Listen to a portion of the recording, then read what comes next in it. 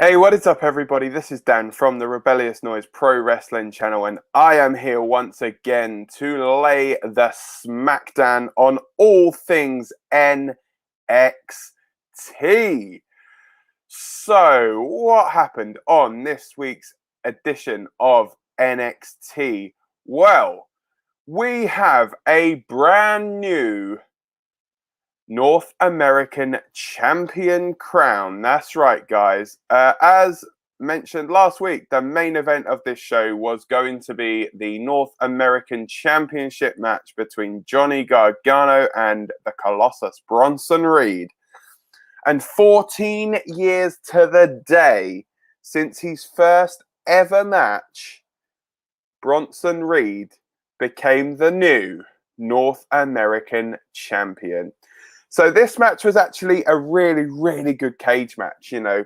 Obviously, Johnny Gargano being in a cage match is always going to be very good. But I think it just added to it. It added to the spectacle quite a bit. You know, the fact, obviously, Austin Theory being involved with this match as well. Obviously, he was on the outside and, you know, he got tried to get involved in it a few times. You know, Reed had to knock him off the apron quite a bit. Off the cage quite a bit. Even tried to get in where the referee was, where the door, like near the door, and then Reed was, knocking him off essentially from there. And at one point, Bronson Reed had the door open, and he's like, nah, close the door. I want to pin him in the middle of the ring, which he eventually did after a tsunami from inside the cage. I thought it was going to be like a tsunami from the top of the cage, but it was a tsunami from the top rope. 1, 2, 3. Your new North American Champion, Bronson Reed. Be interesting to see who the next challenger is going to be for that. But talking of challengers for championships, we actually heard later in the evening from William Regal. And he basically announced that in 2 weeks' time, Legado del Fantasma will take on MSK for the Tag Team Championships. Also next week, now I'm not sure whether he made a mistake here, but he said involving the Women's Tag Team Championships, that Ember Moon and Shotzi Blackheart will go against Dakota Kai and Raquel Gonzalez. Now, as you know and as I know, Ember Moon and Shotzi Blackheart are the former NXT Women's Tag Team Champions. Dakota Kai and Raquel Gonzalez are also former NXT Women's Tag Team Champions. So my thinking is that this is going to be a number one contenders match where the winners will then go on and face the way for the championships at the next pay-per-view, which is NXT Takeover in Your House. That takes place on June the 13th. So, yeah, it's just, so it's either a slip of the tongue from Regal or, you know, because he never actually mentioned it was a number one contenders match. Excuse me. He was just essentially saying that he's going to be talking about the championships. So, as I say, it's going to be interesting to see where they go. Obviously, Raquel Gonzalez being the women's champion as it is, you know, she could definitely look good dripping in gold with the Tag Team Championship over one shoulder and the NXT Women's Championship over the other shoulder.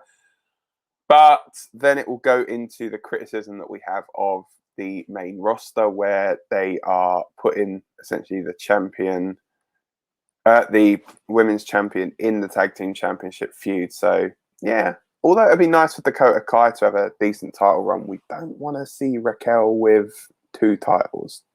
No disrespect, but fair enough. Also, in the coming weeks, we are going to see who challenges Bronson Reed for the North American Championship, and there will be something to do with the cruiserweight. So, Regal was saying that there's a lot of young, up-and-coming cruiserweight talent that are going to want a shot at that cruiserweight championship, as we know, held by Kushida. So, it's going to be interesting to see whether they do some kind of tournament or battle royal or something like that to determine who is going to be Kushida's opponent. The same, obviously, for the Women's Championship. You know, we spoke on one of our previous videos. So if you haven't already, go back and watch the the Backlash recap and review video, we actually spoke on there about the fact that the NXT women's division has 25 women on it, whereas the main roster combined, Raw and SmackDown, have 23, and 2 of those are out pregnant. So, you know, it shows that, you know, there's going to be a massive pool of talent to be in line to face Raquel Gonzalez. And then, so on the subject of NXT women, there was a match between Toni Storm and Zoe Stark, which was set up last week. This match obviously has come about recently because obviously Stark and Storm have been interfering in each other's business, shall we say. But yeah, obviously, Toni Storm, a former NXT UK Women's Champion. On the subject of NXT UK Women's Champions, go back if you haven't already and check out Scott's interview with current NXT UK Women's Champion Kaylee Ray and Rampage Brown. That's over on the Rebellious Noise Pro Wrestling channel. So if you haven't already, go check that out. It's a very, very good watch. But yeah, so obviously this match, this is how NXT kicked off this week, actually, with Zoe Stark taking on Toni Storm. A really, really good match, actually. Very hard-hitting contest. Stark kicking out of Storm Zero. Toni looked really shocked at this. But it was strange because the match ended with a lovely, really nice-looking move. No one seemed to know what it was. You know, you had obviously Beth Phoenix and Wade Barrett, both former wrestlers on commentary. Neither of them seemed to know what this move was. And it was a really, really lovely finishing move, meaning that Toni got the pin in the end. And then following the match, we got Frankie Monet come out. As we know, she is going to be debuting in ring next week. But is she going to potentially face Toni Storm? Is she going to potentially face Zoe Stark? We do not know at the moment. But we also saw Sarai defeating Aaliyah. So this is interesting because it shows you that you can book women and it doesn't have to be around championships. You know, we've just seen 2 matches on one show. Neither of them involved the women's champion. Neither of them involved the women's tag team champions. Neither of them basically have any title implications seemingly whatsoever. It's really, really nice to see. So we also then saw Cameron Grimes showing up to the arena in his Rolls Royce. It was obviously previously announced that we will be getting WWE Hall of Famer Ted DiBiase on this episode. So Cameron Grimes obviously rolled up to the arena in his Rolls Royce, threw his keys to in towards a bunch of people, one of them being Jake Atlas. Essentially just told him go park the car for him, but was told that Ted DiBiase had already taken that parking spot. And Atlas was not going to take this disrespect, challenged Cameron Grimes for a match. They went one-on-one. And in his first NXT TV appearance, Ted DiBiase's music hit. He came out onto the ramp, costing Cameron Grimes the match. And then Grimes ran to the back, outside, approached the limo that was about to pull away. The window winds down. Ted DiBiase essentially said to him, "Nice try, kid. You're no $1 million man." Drove off in his limo. But then what is coming next in this feud? Are we going to see potentially at NXT Takeover Ted DiBiase having a representative to take on Cameron Grimes? That's a possibility. What we do know, though, is that next week on NXT, Cameron Grimes and Ted DiBiase are scheduled to go face to face. So that could lead to something being set up for Takeover in your house, but obviously nothing is set in stone at the moment. We also had the implosion of Imperium. So Killian Dane took on Alexander Wolf. Now, for people that don't know, Wolf and Dane used to be in the stable of Sanity together, along with Eric Young and Nikki Cross. And Dane won with a running crossbody, where Alexander Wolf attempted to hit him with a steel chair that was slid into the ring by Fabian Eichner or Marcel Bartel. I can never remember which is which. But then after the match, Eichner and Bartel attacked Alexander Wolf, beat him down, hitting an Imperium bomb, essentially banishing him from the Imperium stable.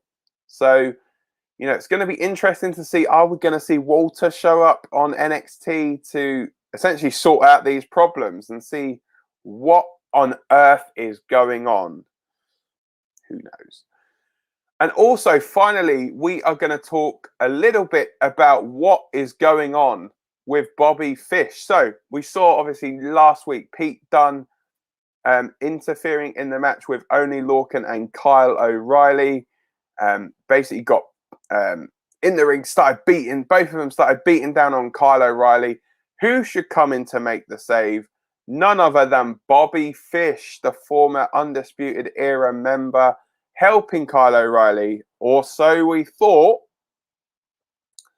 In an interview with Mackenzie Mitchell backstage, though, Bobby Fish said that the reason that he came out last week was not necessarily to help O'Reilly, but to get revenge on Pete Dunne and Oney Lorcan, as they were responsible for putting him on the shelf with a torn tricep at War Games. So we now know that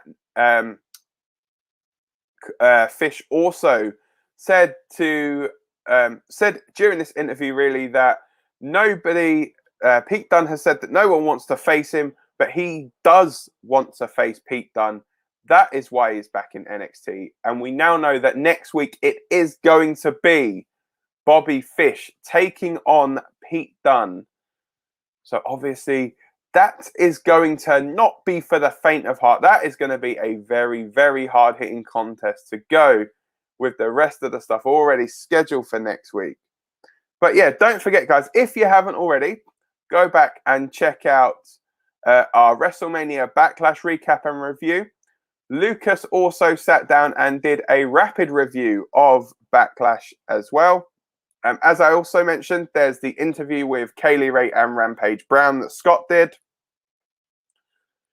I will be back on Saturday morning with the SmackDown, SmackDown review is on Saturdays. But yeah, don't forget, guys, you can let me know your thoughts down in the comments. Yeah, we'll get around to answering them at some point. Yeah, but as I say, don't forget, like, share, subscribe, tap that bell for notifications. And then don't forget, you can follow me on Twitter at Dan_RebNoise. You can follow all of the RM Pro Wrestling guys at RM Pro Wrestling on Twitter. As I say, don't forget, like, share, subscribe. Take care, guys. I will see you very soon.